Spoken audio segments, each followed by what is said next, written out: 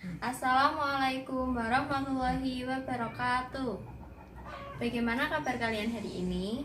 Semoga selalu dalam kondisi yang baik agar kalian dapat mengikuti pembelajaran hari ini dengan baik ya.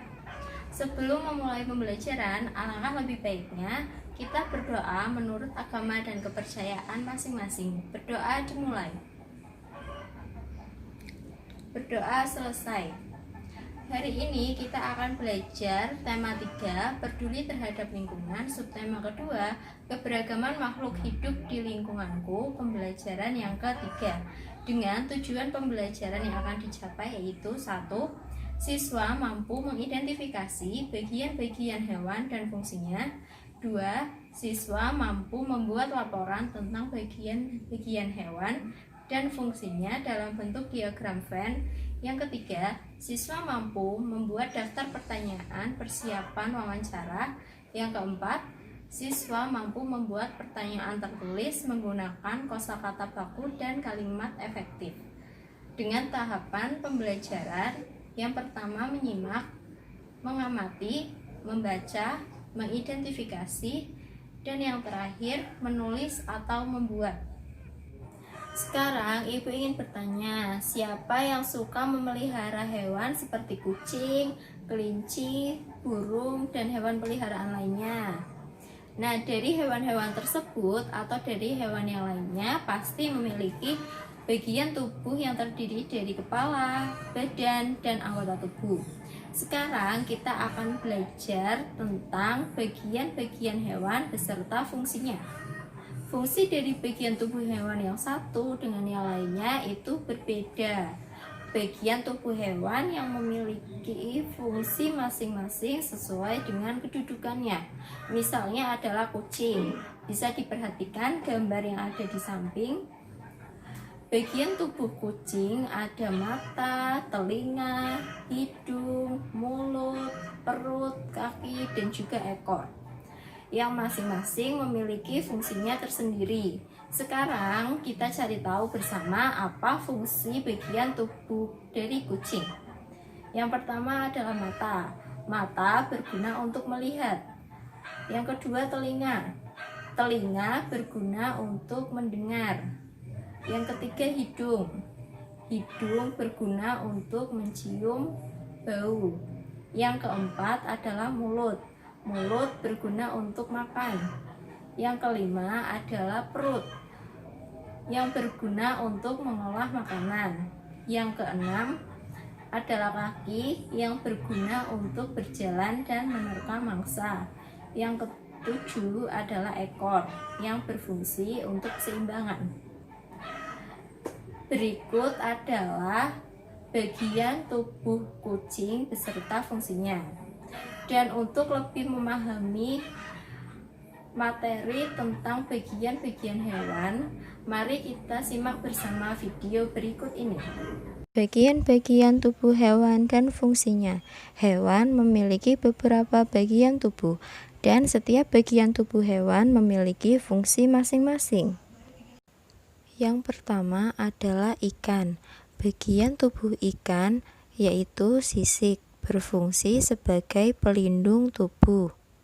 Kemudian ada badan yang ramping yang memudahkan ikan bergerak di dalam air. Selanjutnya ekor, berfungsi untuk membantu pergerakan di air. Dan ada sirip yang berfungsi untuk berenang.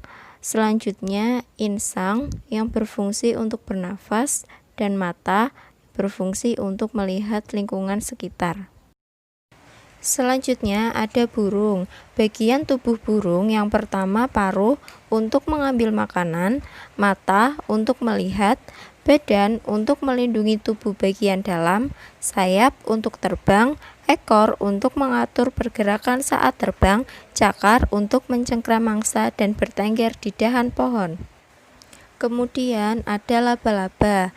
Bagian tubuh laba-laba ada mata untuk melihat, mulut untuk menghisap cairan dalam tubuh mangsa, pedipalpus untuk memegang mangsa atau makanan, dan yang terakhir ada kaki untuk berjalan. Tadi kita sudah menyimak video tentang bagian-bagian hewan. Sekarang Ibu akan membacakan teks singkat tentang seorang anak yang menolong seekor burung yang terluka. Rumah Edo banyak ditumbuhi beraneka ragam pohon. Banyak serangga dan burung yang berdatangan. Hari ini Edo menuju halaman untuk mengamati burung. Suatu hari, ketika Edo sedang asik melihat burung-burung tersebut, tiba-tiba Edo dikagetkan oleh suara seekor burung yang terjatuh tidak jauh dari pohon. Edo menghampirinya. Ternyata burung itu adalah burung merpati yang mengalami luka pada sayapnya. Edo menduga burung merpati itu terkena tembakan pemburu. Edo merawatnya dengan kasih sayang. Sambil merawat, Edo mengamati bagian-bagian tubuh burung yang terluka itu. Sekarang, bantulah Edo untuk menuliskan bagian-bagian tubuh burung merpati dan lengkapi tabel berikut. Sekarang Ibu minta kalian untuk mengamati gambar tersebut. Ayo coba amati bersama gambar berikut untuk menemukan perbedaan antara laba-laba dan kumbang ya. Tadi kita sudah mengamati gambar laba-laba dan juga kumbang. Sekarang kita isikan hasil pengamatan kita pada tabel berikut ini. Dimulai dari jumlah kaki. Laba-laba memiliki jumlah kaki 8, sedangkan kumbang memiliki 6. Selanjutnya adalah sayap. Laba-laba tidak memiliki sayap, sedangkan kumbang memiliki sayap. Yang selanjutnya adalah jumlah mata. Laba-laba memiliki jumlah mata sebanyak 4-8, sedangkan kumbang memiliki 2. Selanjutnya adalah ciri-ciri lain. Ciri-ciri lain dari laba-laba yang pertama, membutuhkan makanan. Yang kedua, berkembang biak dengan bertelur. Yang ketiga, memiliki mata sederhana. Yang keempat, memiliki rahang penusuk. Yang kelima, laba-laba tidak bisa terbang. Yang keenam, tidak memiliki antena. Selanjutnya adalah ciri-ciri lain dari kumbang. Ciri-ciri dari kumbang yang pertama, membutuhkan makanan. Yang kedua, berkembang biak dengan bertelur. Yang ketiga, memiliki mata majemuk.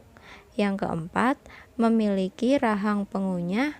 Yang kelima, serangga bisa terbang. Yang keenam, memiliki antena.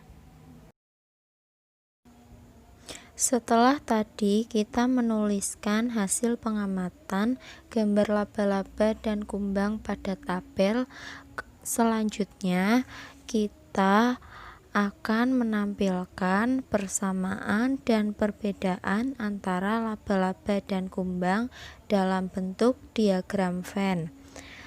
Cara menuliskan pada diagram Venn itu kita menuliskan persamaan antara laba-laba dan kumbang pada tengah-tengah atau lingkaran yang ada di tengah. Selanjutnya kita isikan perbedaan antara laba-laba dan kumbang di bagian samping. Kita mulai dari persamaan. Persamaan antara laba-laba dan kumbang yang pertama, sama-sama membutuhkan makanan. Yang kedua, sama-sama berkembang biak dengan bertelur. Lalu apa perbedaannya? Perbedaan laba-laba yang pertama, jumlah kaki ada 8. Kemudian laba-laba tidak memiliki sayap. Jumlah mata antara 4-8. Memiliki mata sederhana, memiliki rahang penusuk, tidak bisa terbang, tidak memiliki antena. Selanjutnya kumbang. Perbedaan antara kumbang dan laba-laba. Kumbang jumlah kakinya ada 6, memiliki sayap jumlah mata 2, memiliki mata majemuk, memiliki rahang pengunyah, serangga yang bisa terbang, dan memiliki antena. Selanjutnya, Ibu akan meminta kalian untuk membuat pertanyaan yang berkaitan dengan bagian-bagian hewan. Namun sebelumnya, Ibu akan jelaskan cara membuat daftar pertanyaan. Pertanyaan yang diajukan kepada narasumber harus sesuai dengan topik wawancara. Kata tanya yang dapat digunakan untuk membuat pertanyaan wawancara yaitu apa, berapa, siapa, di mana, kapan, mengapa, dan bagaimana. Kata tanya tersebut dapat digunakan untuk menggali informasi secara rinci dari narasumber. Saat wawancara, sebaiknya tidak mengajukan lebih dari satu pertanyaan secara langsung, tetapi dapat mengajukan pertanyaan-pertanyaan tersebut secara bergantian. Contoh, 1. Mengapa penyu-penyu itu harus dilepas di laut? 2. Lalu, apa yang terjadi jika penyu-penyu itu tidak dilepas? Kemudian, dari pembelajaran hari ini diharapkan siswa mampu mengemukakan hasil belajar yang didapat pada tugas yang diberikan. Dan kesimpulan pembelajaran hari ini adalah pengetahuan tentang bagian-bagian hewan dan fungsinya, serta cara membuat daftar pertanyaan wawancara. Dan sebelum kita mengakhiri pembelajaran pada hari ini, alangkah lebih baiknya kita berdoa menurut agama dan kepercayaan masing-masing. Berdoa dimulai. Berdoa selesai. Sekian pembelajaran yang dapat disampaikan hari ini. Wassalamualaikum warahmatullahi wabarakatuh.